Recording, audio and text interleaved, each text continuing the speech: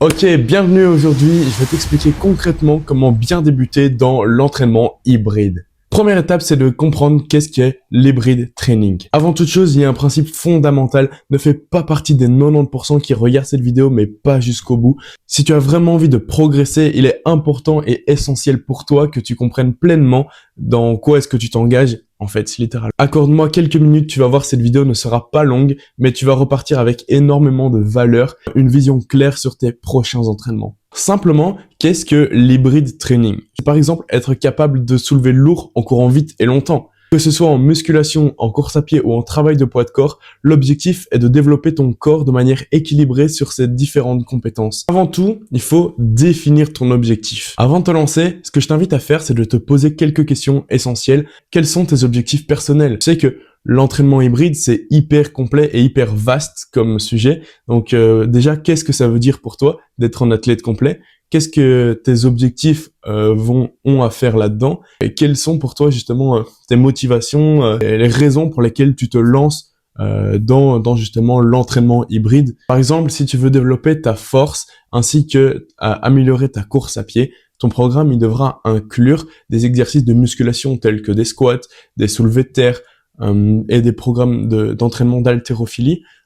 Et aussi un travail de cardiovasculaire. Si ton but est d'obtenir un physique athlétique avec une bonne endurance musculaire, alors là, ton programme il devra inclure pas mal des exercices d'hypertrophie ainsi que des exercices de conditionnement physique. Peu importe ton choix, le but ici, c'est que tu ne t'éparpilles pas.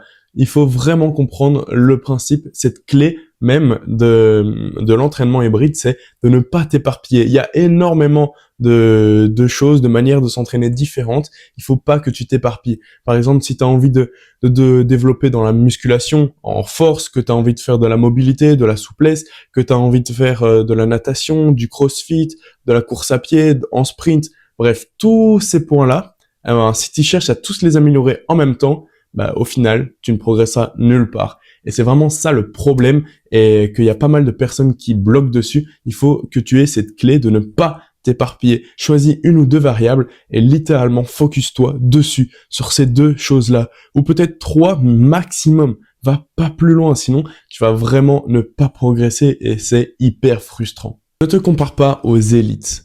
Il est tentant de vouloir suivre les pas d'athlètes comme Nick Barr, Willie George ou d'autres figures emblématiques, mais garde à l'esprit qu'ils ont des années d'expérience et des programmes adaptés à leur niveau. Tenter d'imiter leur entraînement, c'est peut-être essayer de se surmener et ça va mener à une surcharge et à un surentraînement qui va être presque nocif pour ta progression.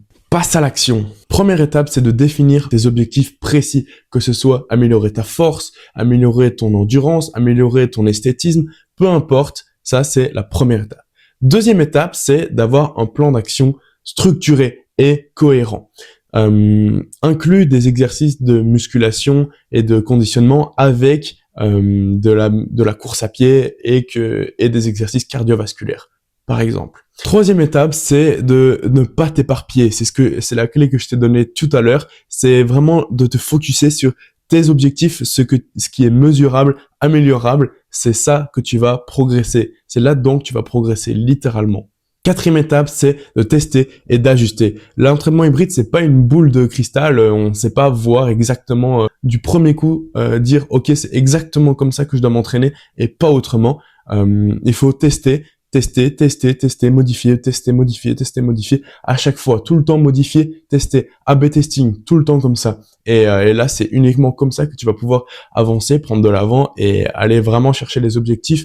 Peut-être que tu n'avais pas imaginé au début, mais au fur et à mesure du temps que tu t'entraînes, tu as vraiment envie d'aller chercher, par exemple, un exemple, une chose que tu as vraiment envie d'avoir. Et là, une fois que tu auras testé et modifié un petit peu la trajectoire, là, tu pourras y aller. Sinon, tu n'y arriveras pas et peut-être que tu auras jamais pensé et ta vie serait totalement différente.